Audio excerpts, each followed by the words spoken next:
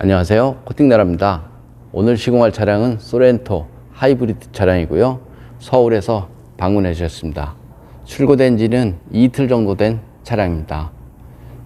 우선 시공하기 전에 누유나 누수 검수를 해 보겠습니다. 이곳이 엔진 부분인데요, 엔진 커버 있는 부분하고 이쪽 미션에 있는 부분, 여기 중간에 누유가 되는지 반드시 검수가 필요합니다. 이곳에 누유가 되면 엔진 미션을 탈착을 해서 수리를 해야 되기 때문에 이런 곳에 반드시 필요합니다.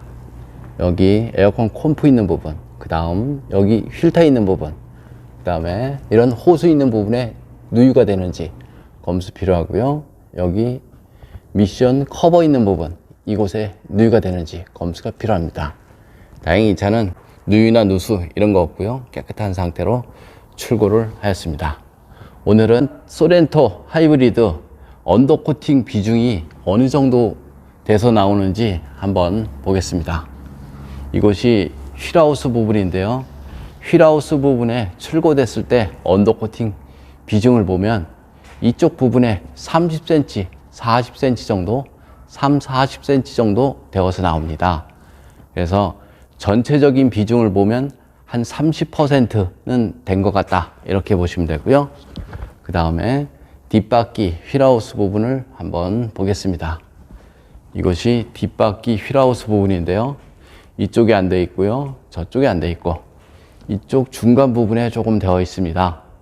언더코팅 비중을 보면 대략 한 20% 되어 있는 것 같습니다. 그 다음에 여기 스페어 있는 부분인데요, 이쪽 부분을 보면 이쪽에는 안 되어 있고요, 이쪽 부분에 조금 되어 있습니다. 이렇게 좀 되어 있고요, 이쪽에는 안 되어 있고, 이쪽 뒤쪽 부분을 봤을 때 대략 한 40%는 된 것 같다, 이렇게 저는 봅니다. 그럼 바디 겉면을 한번 보겠습니다. 이것이 바디 겉면인데요, 이쪽에 바디 겉면인데 이렇게 깨끗합니다.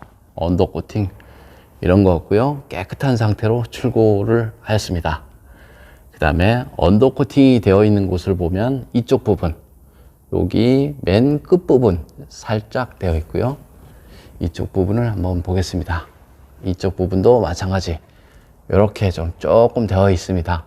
한 15cm 정도, 15cm 정도 되어 있고요, 이쪽에는 안 되어 있고 전부 다 안 되어 있다, 이렇게 보시면 되고요. 이쪽 부분에 조금 되어 있습니다. 이쪽 밑쪽으로 해서 조금 되어 있습니다. 그 다음에는 가장 중요한 곳에 녹방지가 되어 있는지 보면 되는데요, 가장 중요한 곳은 이런 바닥면 속에, 이런 사이드 스텝 속에 그 방청을 했는지, 이런 것이 가장 중요하죠. 그런데 현대나 기아 차량을 보면 문짝 속이나 바닥면 속 이런 곳은 0% 되어 있다, 이렇게 보시면 됩니다. 이쪽이 사이드 스텝 부분인데요, 눈이나 비가 오면 이쪽 부분이 항상 습기로 가득 차 있죠. 이 속면에는 가득 차 있기 때문에 이런 속 안쪽에는 반드시 코팅이 필요하다, 이렇게 보시면 되고요. 벤츠나 아우디, BMW를 보면 이런 차체 속에 방청제가 흘러 넘칠 정도로 코팅이 되어서 나옵니다. 그것이 방청인데요, 우리나라 차량은 그냥 깔끔하다, 아무것도 없다, 이렇게 보시면 됩니다. 그럼 시공 후 모습도 한번 보겠습니다. 소렌토 투명 언더코팅 시공 후 모습 보겠습니다. 여기 엔진하고 미션 모두 다 코팅이 된 모습이고요. 그 다음에는 여기가 조수석 부분인데요, 투명 코팅을 하고 나서 방청 왁스로 다시 한번 코팅을 했습니다. 광을 없애고 방청력을 높였다, 이렇게 생각을 하시면 됩니다. 이렇게 해놓으면 염화칼슘 자체가 달라붙지를 못합니다. 그리고 이런 홀 속에는 투명 코팅제를 이용해서 안쪽에 코팅을 한 다음 이너 왁스로 다시 한번 코팅을 하였습니다. 그 다음에 이쪽에도 마찬가지고요, 볼트든 너트든 클립이든 모두 다 코팅이 되었습니다. 눈길 주행을 하게 되면 바퀴 회전력에 의해서 모두 다 염화칼슘으로 범벅이 되죠. 그래서 염화칼슘 방지를 하려면 염화칼슘이 묻는 모든 곳을 코팅을 해야 염화칼슘 방지를 할 수가 있습니다. 그리고 바닥면 쪽을 보겠습니다. 바닥면 쪽은 녹이 좀 덜 나는 것이죠. 그래서 그 투명 코팅제를 그대로 썼고요. 이쪽 측면은 바퀴 회전력에 의해서 이쪽으로 염화칼슘이 튀니까 똑같이 방청 왁스를 다시 한번 도포를 했습니다.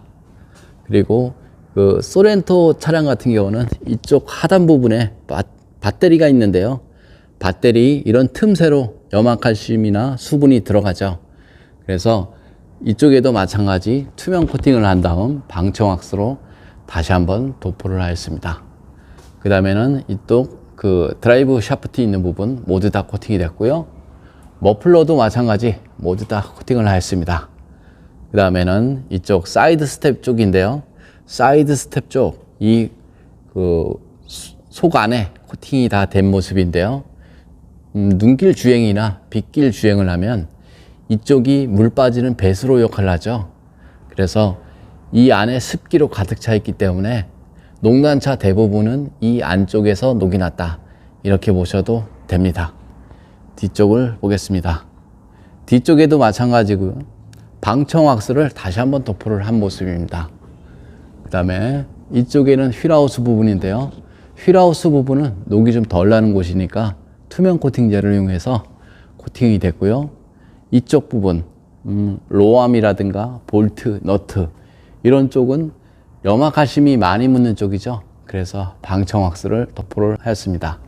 그 다음에는 문짝 속이나 바닥면 속, 부품 속에 이너 왁스를 이용해서 안쪽에 다 코팅이 된 모습입니다.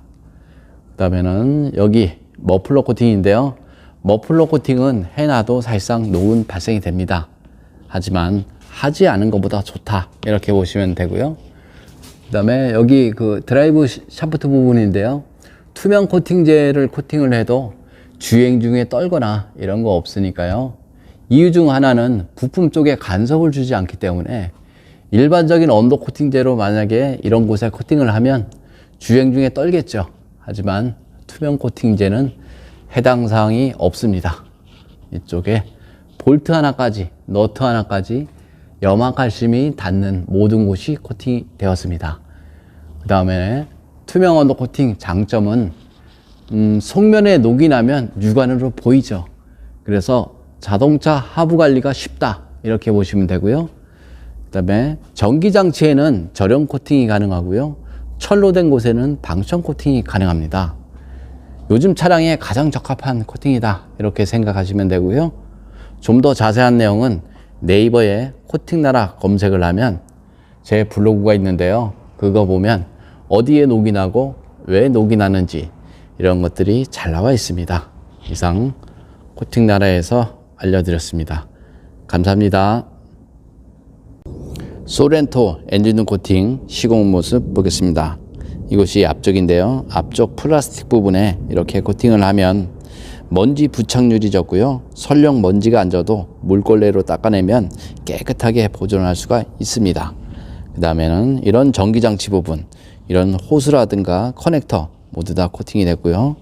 이쪽에 커넥터 부분들이 많죠. 이런 곳에도 다 코팅이 가능하고요. 휴즈 박스 안쪽을 보면 이런 전선도 있고요. 휴즈도 있고 릴레이도 있습니다. 모두 다 저런 코팅이 된 모습이고요. 여기 ECU 부분, 그 다음에 이런 전기장치, 그 다음에 엔진 본체를 보겠습니다. 엔진 본체를 보면 이런 점화 코일도 있고요. 점화 코일 커넥터, 그 다음 호수 부분, 이쪽에도 센서 호수 부분, 여기도 마찬가지 커넥터, 이런 부분이 많습니다. 엔진룸 코팅의 가장 장점은 엔진룸 안에 습기나 먼지로 인한 정기적인 트러블, 이런 것들을 막을 수가 있습니다.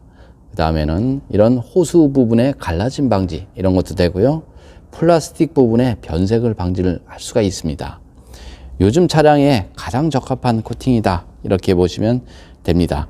특히 하이브리드나 수소 차량, 이런 차량은 엔진룸 관리가 상당히 중요한데요. 요즘 차량은 쉽게 설명을 하면 전자제품이다, 이렇게 보시면 되고요. 전자제품에는 습기하고 먼지 이런 것들을 멀리 해야지 오래 쓴다, 이렇게 보시면 됩니다. 이상 코팅나라에서 알려드렸습니다.